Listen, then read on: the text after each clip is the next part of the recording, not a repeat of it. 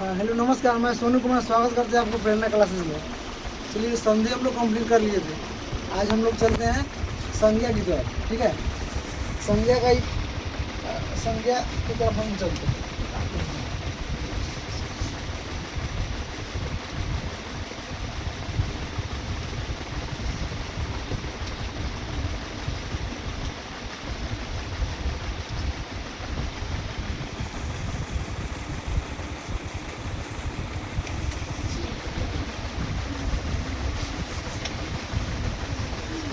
हम लोग चल रहे हैं संज्ञा की तरफ।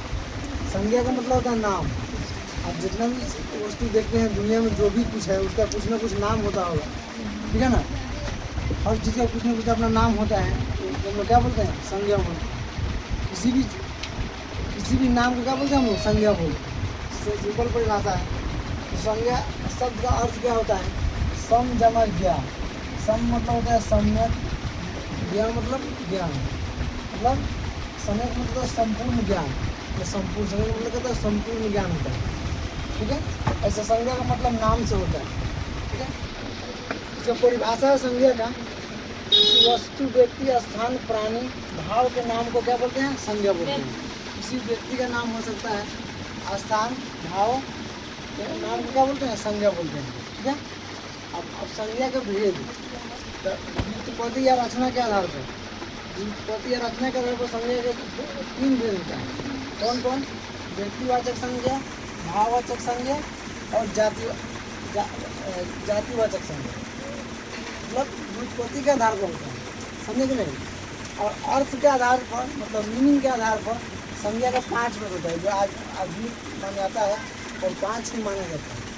आज भी आपको संज्ञा का भेद पूछेगा कितना मानिए? 5। संज्ञा कितने होता है? 5। ठीक है, ये अर्थ के आधार पर होता है, मीनिंग के आधार पर।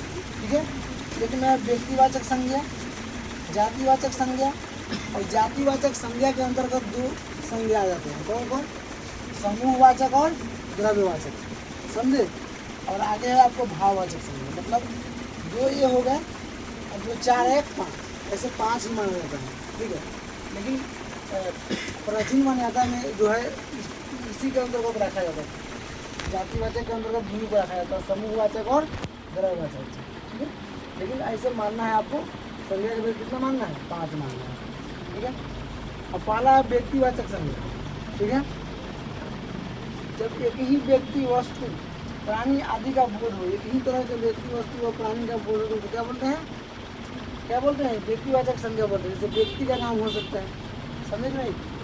देश, शहर, नदी, राज्य, पर्वत, दिशा का नाम हो सकता है। नाम होना चाहिए, समझे कि नहीं? पत्र पत्रिकाओं का नाम होना चाहिए। ठीक है, सड़क दुकान का नाम हो सकता है, पुस्तकों का नाम हो सकता है, त्योहारों का नाम हो सकता है। ठीक है, इस सब का नाम हो सकता है। अब व्यक्तियों के नाम में आपको क्या आ जाएगा? व्यक्तियों का नाम कहा जाता है, कोई भी हो सकता है। किसी भी आदमी का मुस्कान हो गया, समिति हो गया, राजा हो गए। ठीक है, छोटे साक्षी पर कुछ भी नाम हो सकता है, मतलब व्यक्ति का नाम होना चाहिए, इंसान का। ठीक है, दूसरा है देश, शहर, नदी, राज्य, पर्वत, दिशा का नाम। तो देश में से भारत आपका देश हुआ, अमेरिका हो गया, चीन, जापान, ये सब देश हो गया। ठीक है, शहर मतलब मोतिहारी, पटना, जो भी है, दिल्ली, चेन्नई। नदी के नाम में आपका गंगा हो गया, राज्य में बिहार हो गया। पर्वत के नाम में आपका होगा हिमालय, समझे? और दिशा के नाम मतलब पूर्व, पश्चिम, उत्तर, दक्षिण, जो भी आप जानते हैं। ठीक है ना, जानते हैं। अब पत्र पत्रिकाओं के नाम, पत्र पत्रिका मतलब जो आप जो भी पेपर वगैरह देते हैं, जैसे हिंदुस्तान हो गया, दैनिक जागरण, सरस्वती पत्रिका, पत्रिका छोटा पतला आता है। अब पेपर तो आप लोग देखे हुए, समाचार पत्र, अखबार, न्यूज़पेपर। ठीक है, अब सड़क और दुकान का, कोई भी सड़क के नाम, जैसे मधुबन रोड, आप लोकल हाई रोड हो गया, पटना रोड, ठीक है ना, दिल्ली रोड, चाहे आप कह सकते हैं। कोई किसी दुकान का नाम हो सकता है, शेरे पंजाब, आधा स्वीट, उसमें मतलब नाम हो सकता है। जीटी रोड है, ट्रैंक रोड। ठीक है, पुस्तकों का नाम ऐसे भागवत गीता हो गया, रामायण महाभारत हो गया, समझे?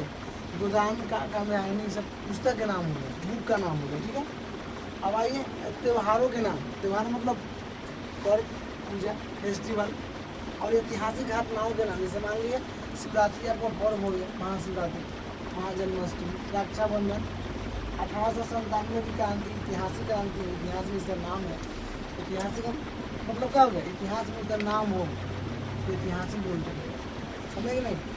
गोली जालियांवाला बाग हत्याकांड इतिहास में इसका वर्णन, इसलिए इसे ऐतिहासिक बोलते हैं, ठीक है।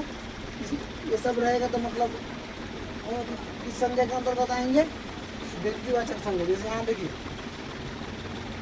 व्यक्तिवाचक संज्ञा हमेशा एक वचन में होता है, हमेशा सिंगुलर में होता है, इसमें प्लूरल आप नहीं लगा सकते हैं।